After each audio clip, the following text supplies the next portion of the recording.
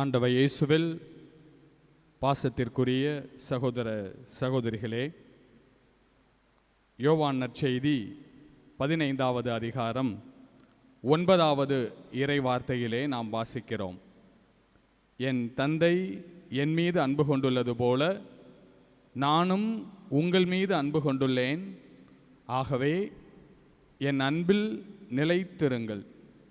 என் இதய அன்பில் நீங்கள் ஒவ்வொருவரும் நிலைத்திருங்கள். அப்போது நீங்கள் எண்ணற்ற நன்மைகளை பெறுவீர்கள் என்று வாக்களித்த நம் ஆண்டவர் இயேசு கிறிஸ்துவின் அந்த தூய இதய அன்பை எண்ணி மகிழ்ந்து, அந்த அன்பினால் ஆட்கொள்ளப்பட்டு, அந்த அன்பினால் உந்தப்பட்டு, அவருடைய பதிலிருப்புகளாக இம்மண்ணகத்திலே செயல்பட நமக்கு அன்றாடம் அருள் பொழிந்து கொண்டு நம்மை அவரது இதய அன்பினால் நிறைத்து கொண்டிருக்கின்ற தூய இதய ஆண்டவரின் பெருவிழா நவநாளிலே இன்று அந்த இதய அன்பிலே நனைந்து அவருக்காக மறைசாட்சியாக மரித்த புனித அருளானந்தரை நாம் இந்த திருஹிருதய ஆண்டவர் திருத்தல பசிலிக்காவிலே சிறப்பித்து கொண்டிருக்கிறோம். இயேசு சபையின் 28வது அகில உலக தலைவராக இருந்தவர்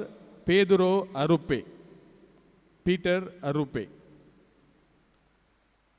2ஆம் வத்திக்கான் சங்கம் முடிந்த பின்பு திரு அவையின் ஏடுகள் அனைத்தையும், திரு அவையின் சிந்தனைகள் அனைத்தையும் உள்வாங்கி இயேசு சபை அதற்கு தகுந்த பதிலிருப்பாக இருக்க வேண்டும் என்பதற்காக அப்போதைய அகில உலக தலைவராக இருந்தவர் 1963 85 வரை இயேசு சபை தலைவராக இருந்த பேதுரு அருப்பே எழுதிய ஒரு கவிதை, fall in love and stay in love.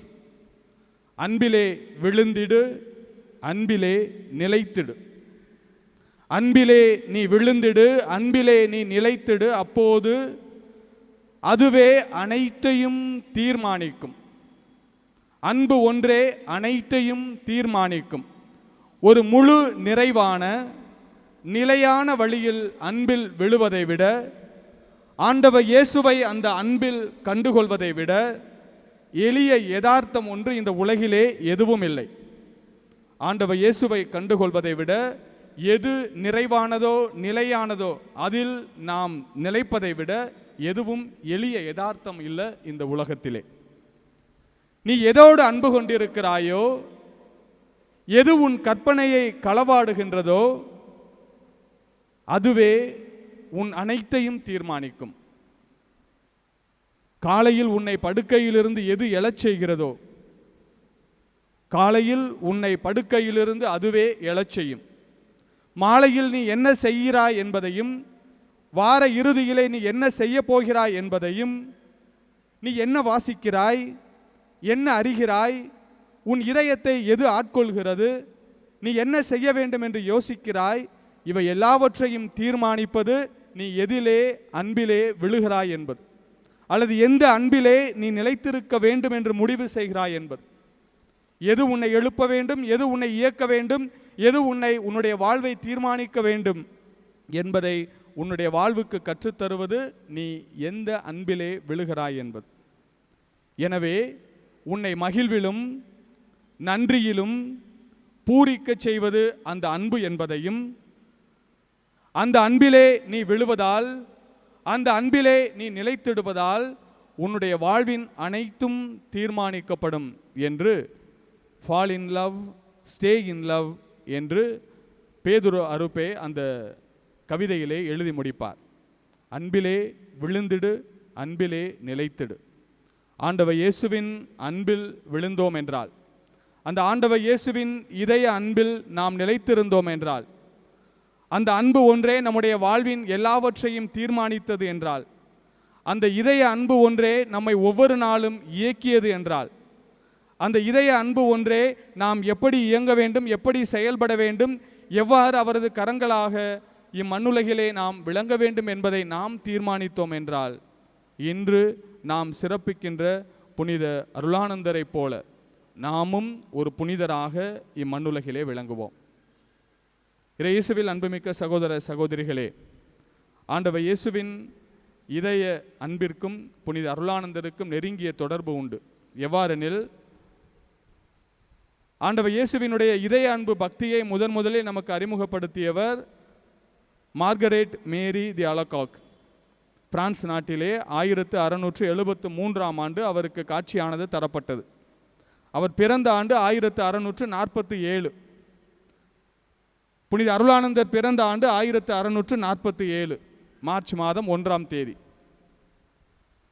திருஹிருதய ஆண்டவர் மார்கரெட் மேரிக்கு காட்சி தந்து, என் தூய இதயத்தில் சாய்ந்துகொள், இந்த இதய அன்பை ஒவ்வொருவரும் புரிந்து கொண்டு இந்த அன்பை எப்படி பெறுவது என்பதற்காக நற்கருணை ஆராதனையிலும் அடிக்கடி நற்கருணை திருவிருந்திலே பங்கெடுப்பதிலும் நற்கருணை ஆண்டவரை வழிபடுவதும் அந்த அன்பை பெறுவதற்கான வழி என்று அவர் சொல்லிக் கொடுத்த அந்த ஆண்டு 1673. புனித அருளானந்தர் இந்திய தேசத்திற்கு பயணம் செய்த ஆண்டு 1673. அவர் லிஸ்பன் நகரிலே இந்தியாவுக்கு வர வேண்டும் என்று அவர் கப்பலேறிய தினம் 1673 மார்ச் மாதம் 25ஆம் தேதி மங்கள வார்த்தை சொன்ன நாள். இயேசுவில் அன்புமிக்க சகோதர சகோதரிகளே, நான் சற்று முன்பு பேதுரு அருப்பேயின் அந்த அன்பிலே விழுந்திடு என்ற அந்த கவிதையை உங்களுக்கு சொன்னேன் அல்லவா? புனித அருளானந்தரை இயக்கியது ஆண்டவர் இயேசுவின் அன்பிலே தொடர்ந்து நிலைத்திருந்து அவரது நற்செய்தியை போர்த்துக்கல் நாட்டிலிருந்து இந்த தென் தமிழகத்திற்கு கொண்டு வரச் செய்து ஆண்டவர் இயேசுவுக்காக தம்முடைய இன்னுயிரையும் கொடுக்க அவரை உந்தி தள்ளியது இந்த இதய அன்பிலே அவர் நிலைத்திருந்தது. இந்த அன்பிலே அவர் விழுந்து அந்த அன்பினால் அவர் ஆட்கொள்ளப்பட்டு அது ஒன்றே அவரது வாழ்வு முழுவதையும் தீர்மானித்தது.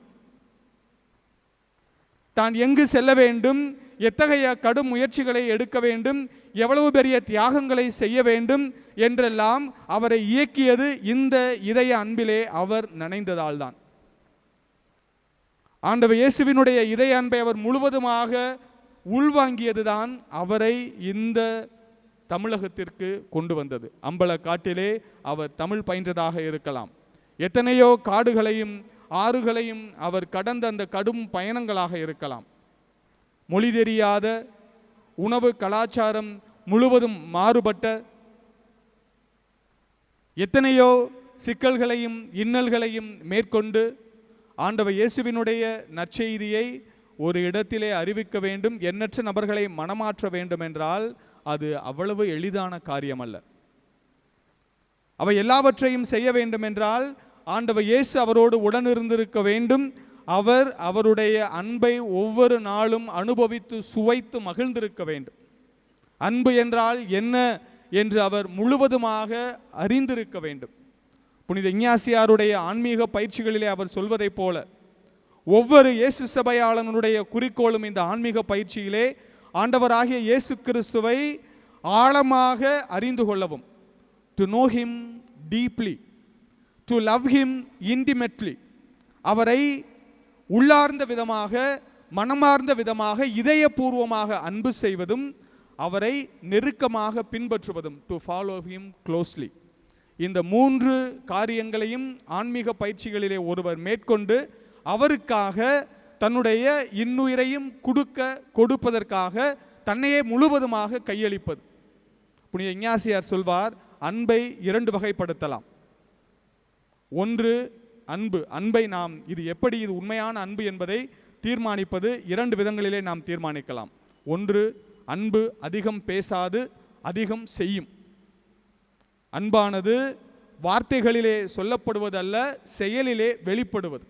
அன்பு அதிகம் பேசாது, மாறாக அதிகம் செய்யும், எதையும் செய்யும், எங்கும் செல்ல துணியும், எவ்வளவு பெரிய துன்பங்களையும் தாங்கிக் கொள்ள அதற்கு சக்தி உண்டு.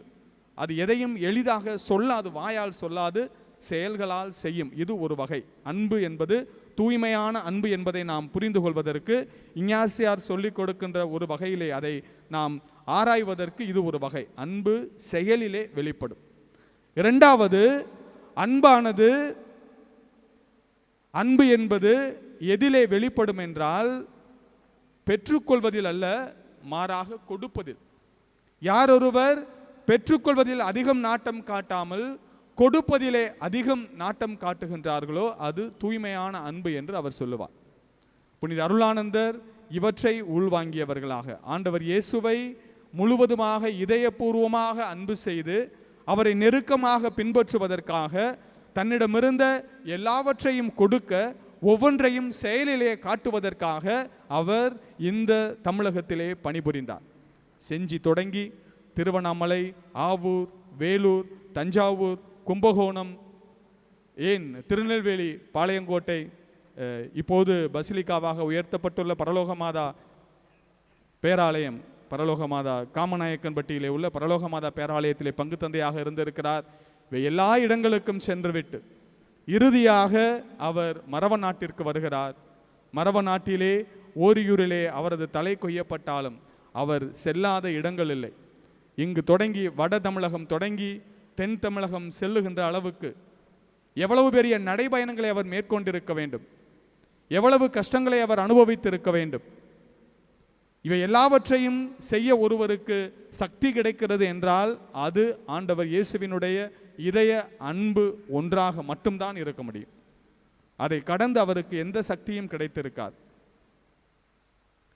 இன்று நாம் அவரது திரு உருவத்தை ஆசீர்வதித்து இதோ இந்த திருத்தல பசிலிக்காவிலே இங்கு வருகின்ற ஒவ்வொரு பக்தர்களும் ஆண்டவர் இயேசுவினுடைய இதய அன்பை நிறைவாக பெற்று அவர்கள் திரும்பி செல்லுகின்ற போது அந்த இதய அன்பினால் ஆட்கொள்ளப்பட்டு அவர்களுக்காக தங்களது எல்லாவற்றையும் கொடுத்த அந்த புனிதர்கள் ஒவ்வொருவரையும் நினைத்து அவர்களைப் போல அவர்கள் எந்த அளவுக்கு மறைசாட்சியம் வாழ்வு வாழ வேண்டும் அல்லது ஆண்டவர் இயேசுவுக்காக நான் எதையாவது தியாகம் செய்ய வேண்டும், அவரது அன்பிலே நிலைத்திருந்து நான் செய்கின்ற ஒவ்வொன்றும் அவருக்காக இருக்க வேண்டும் என்று தங்களது இன்னுயிரை கொடுத்த ஒவ்வொரு புனிதரையும் நாம் உற்று நோக்குகின்ற போது, அதிலும் குறிப்பாக புனித அருளானந்தரை உற்று நோக்குகின்ற போது நாம் அவரது அன்பிலே விழுகின்றோமா, நிலைத்திருக்கின்றோமா என்ற கேள்வி நம் ஒவ்வொருவரிலும் எழ வேண்டும். நம் ஒவ்வொருவருடைய உள்ளத்திலும் அக்கேள்வி எழ வேண்டும். அந்த கேள்வி அது நாம் செய்கின்ற ஒவ்வொன்றையும் எந்த அளவுக்கு ஆட்கொள்கிறது என்பதை நாம் உற்று நோக்க வேண்டும். நம்ம எது எழச் செய்கிறது, எது நம்மை மாலையிலே அமர்ந்து நம்முடைய வேலைகளை செய்ய செய்கிறது, எது எல்லா இடங்களுக்கும் சென்று ஆண்டவர் இயேசுவினுடைய அருள் வரங்களை நாம் கொடைகளாக கொடுக்க நம்மை தூண்டுகிறது என்பதை நாம் சிந்தித்து பார்க்க வேண்டும். அது ஆண்டவர் இயேசுவின் மீது கொண்டிருந்த அன்பின் வெளிப்பாடாக இருந்தால் நாம் ஒவ்வொருவரும் ஆண்டவர் இயேசுவினுடைய இதய அன்பின் சாட்சிகளாக திகழ்வோம். ஒருவேளை அது இந்த உலகின் கவர்ச்சியாக, இந்த உலகின் கவர்ச்சி அல்லது இந்த உலகம் காட்டுகின்ற மாயை வித்தைகள் அல்லது இந்த உலகம் காட்டுகின்ற இன்ப ஆசைகளின் மீது நாம் கொண்டிருந்த அன்பாக இருந்தால் நிச்சயமாக நாம் புனித அருளானந்தரை போலவோ அல்லது மற்ற புனிதர்களைப் போலவோ நாம் அவருடைய அன்பின் வெளிப்பாடாக இம்மண்ணுலகிலே இருக்க இயலாது. இன்று நாம் பெற்றுக்கொண்டோமே செம்மன், அந்த செம்மன் அது புனித அருளானந்தருடைய நம்பிக்கையின் ஒரு சாட்சியாக இன்று ஓரியூரிலே விளங்குகிறது என்றால், அவரது இரத்தம் சிந்தி ஒன்றுக்கும் உதவாத இருந்த ஒரு மண், எல்லோராலும் புறக்கணிக்கப்பட்ட வெறும் காடாக இருந்த ஒரு மண் இன்று செம்மண்ணாக அது மாறியிருக்கிறது என்றால், அது செம்மண்ணாக மாறி அவரது இரத்தம் பட்டு அந்த மண் இன்று அங்கு வருகின்ற ஒவ்வொரு இறை பக்தர்களுக்கும் ஒவ்வொரு திருப்பயணிகளுக்கும் பல்வேறு உடல் நலன்களையும் பல்வேறு ஆசீர்வாதங்களையும் அவர்கள் எதையெல்லாம் வேண்டி கேட்கின்றார்களோ விரும்பி கேட்கின்றார்களோ அந்த ஒவ்வொரு அற்புதங்களையும் அவர்களுக்கு நிகழ்த்துகிறது என்றால் அந்த மண்ணை ஆண்டவர் செம்மண்ணாக மாற்றினார் என்றுதான் அர்த்தம். அவரது இதய அன்பை அந்த மண்ணிலே ஆண்டவர் வைத்திருக்கிறார் என்றுதான் அர்த்தம். இது அருளானந்தர் செய்த புண்ணியம் அல்ல அல்லது புதுமை அல்ல. அவருக்கு முன்பாக அருளானந்தர் யாருக்காக அங்கே மறைசாட்சியாக மரித்தாரோ அவர் செய்த அதிசயம் அது. அவர்தான் அந்த மண்ணை செம்மண்ணாக மாற்ற வேண்டும். இந்த மனிதனின் இந்த செங்குருதி சிந்தி இந்த மண் செம்மண்ணாக மாறி எனது அன்புக்கு சாட்சியாக இம்மண் விளங்க வேண்டும் என்று அவர்தான் தீர்மானித்தார். எனவே அவர்தான் அந்த மண்ணை புனிதமாக்கி கொண்டு இன்று உங்களது கரங்களிலே அது திகழ்கிறது. இந்த மண் இன்று உங்களுக்கு கொடுக்கப்பட்டது அது ஏதோ எதேச்சையாக நடந்த ஒன்று அல்ல. இதை நீங்கள் ஆண்டவர் இயேசுவினுடைய இதய அன்பின் சாட்சியாக நீங்கள் ஒவ்வொருவரும் வைத்து பேண வேண்டும். உங்களுக்கு எப்பொழுதெல்லாம் ஆண்டவர் இயேசுவினுடைய அருளும் ஆசீரும் வேண்டும், அவர் உங்களோடு இருக்கிறார், அவரது அன்பிலே நீங்கள் நிலைத்திருக்க வேண்டும், அவரது அன்பிலே நீங்கள் விழுந்திட வேண்டும், அந்த அன்பிலே மூழ்கி திளைத்து முத்தெடுத்திட வேண்டும் என்று நீங்கள் ஆசைப்படுகின்ற போதெல்லாம் இந்த செம்மண் உங்களுக்கு ஒரு உதவியாக இருக்கட்டும். அந்த ஆண்டவர் இயேசுவின் இதய அன்பிலே நிலைத்திருந்த ஒரு புனிதருடைய இரத்தம் சிந்திய மண் என்னுடைய கரங்களிலே இருக்கிறது. எனவே அவரை போல நானும் அவருக்கு சாட்சியாக விளங்க இயலும், அவரை போல நானும் அவருடைய ஒரு பதிலிருப்பாக இருக்க முடியும் என்ற எண்ணம் நம் ஒவ்வொருவருடைய உள்ளத்திலும் மேலோங்கி இருக்க வேண்டும். இயேசுவில் அன்புமிக்க சகோதர சகோதரிகளே, இது யூபிலி ஆண்டு. எதிர்நோக்கின் திருப்பயணிகளாக நாம் ஒவ்வொருவரும் பயணித்து கொண்டிருக்கிறோம்.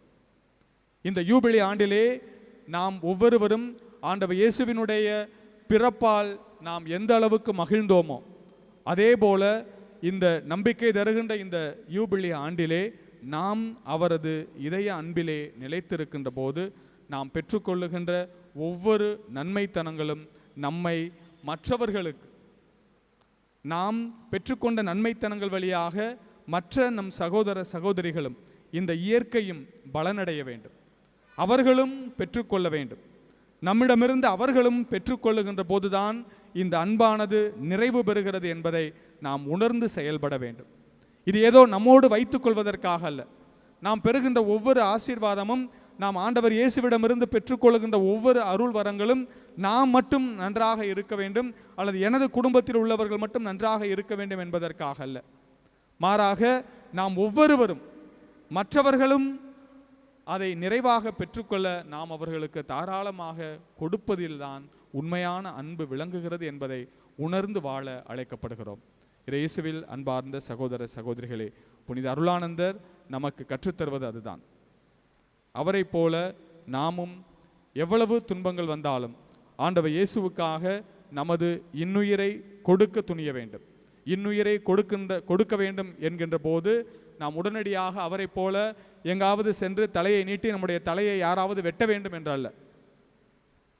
மாறாக எவையெல்லாம் நமக்கு சாதகமாக இருக்கிறதோ, எவையெல்லாம் நம்முடைய எல்லாமுமாக நாம் கருதுகிறோமோ, இதுதான் எனக்கு சக்தி வாய்ந்தது என்று நாம் நினைக்கிறோமோ, அவை எல்லாவற்றையும் ஆண்டவருக்காக கொடுக்க துணிகின்ற போது, அவருக்காக அவற்றை தியாகங்கள் செய்ய துணிகின்ற போது, ஆண்டவர் இயேசுவுக்காக நாம் எதையும் செய்ய எதையும் இழக்க தயாராகின்ற போது, அவரது இதயம் எந்நாளும் மகிழ்ந்திருக்க நாம் எவற்றையெல்லாம் செய்கின்றோமோ அவை ஒவ்வொன்றும் நாமும் மறைசாட்சிகளாக இம்மண்ணுலகிலே விளங்குகிறோம் என்பதன் அர்த்தம் என்பதை உணர்ந்து புனித அருளானந்தரை போல ஆண்டவர் இயேசுவின் இதய அன்பிலே நிலைத்திருந்து நாம் செய்கின்ற ஒவ்வொன்றும் அந்த அன்பினால் தீர்மானிக்கப்பட அந்த அன்பிலே நிலைத்திருக்க அருள் வேண்டி இத்திருப்பலியிலே தொடர்ந்து மன்றாடுவோம்.